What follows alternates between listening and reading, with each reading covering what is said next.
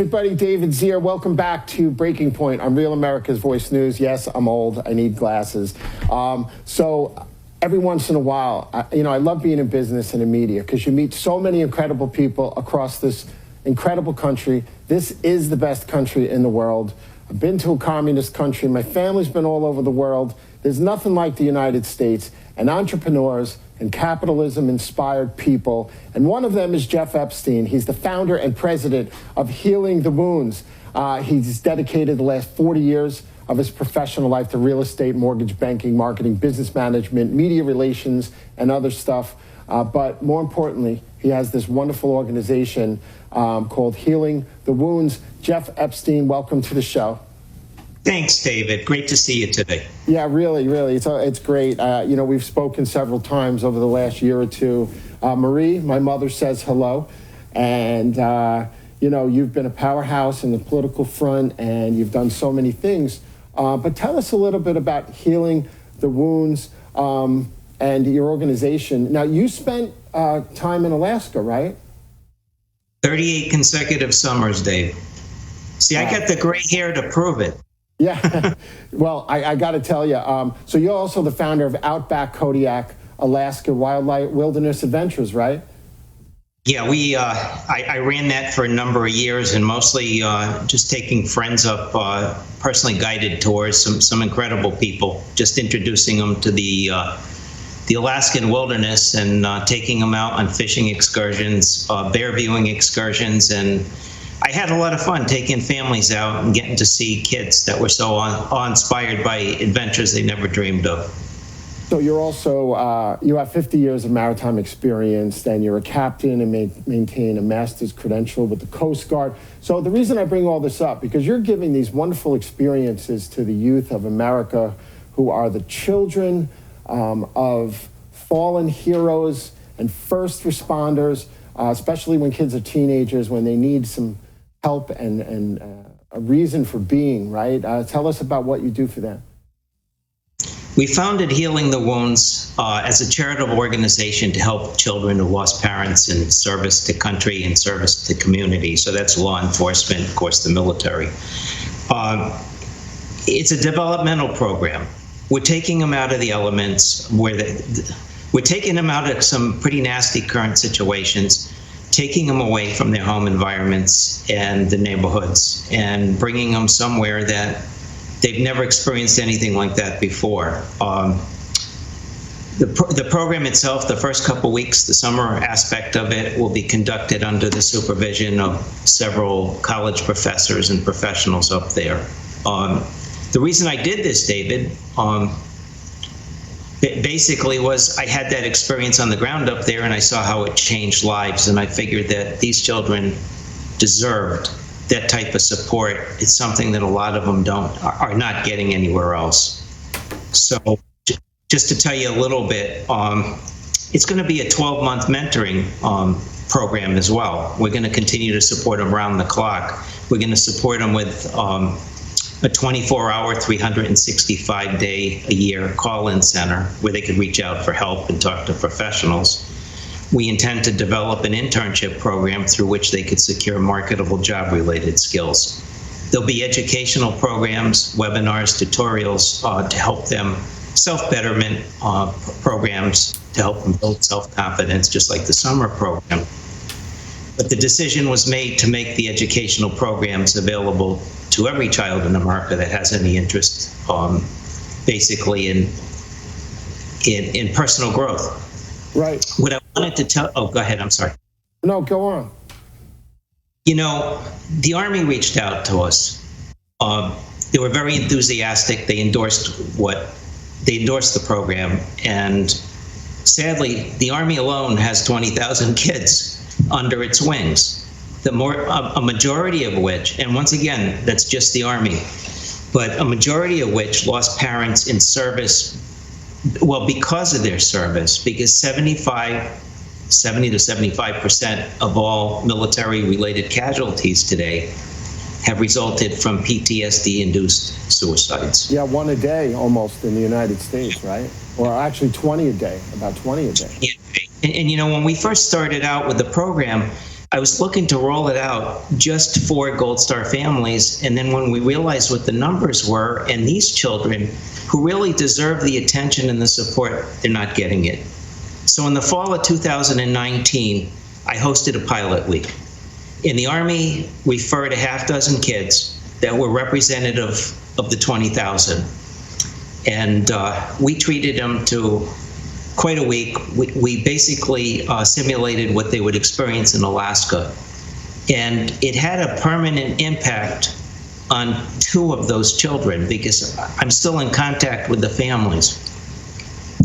One of them arrived. He lives in an inner city. There's nothing else I could call it, a hellhole. He's never had a friend over after school. He's afraid to go out of his house at a risk of being shot. It's a tough neighborhood. The week before the pilot week, this was August, last week, August 2019, his adopted grandmother, who adopted him when he was 17 months of age after his father was killed in Afghanistan, so he's Gold Star. She was driving into the neighborhood and somebody opened fire on the car. Wow. The family in the car, they took rounds in the driver's side, front, and rear fenders. And fortunately, nobody was hit, but that's been his life. He's never been out of that. So I had him for a week. And like I said, it was developmental. We really had a major impact on his life. I'm still in contact with him since she called me 3 days after we had him. And she said, what did you do to Kalan? And Dave, I said, what do you mean? I was afraid. What did we do to Kalan? But she said, no. He came home after just 1 week. He started making his bed, cleaning his room without being asked. He wasn't in good physical shape. He really wasn't. He was a marshmallow. He was clumsy, awkward, shy, but just got along well with everybody. These experiences are so meaningful. Even from the age, like, say, 9 and up.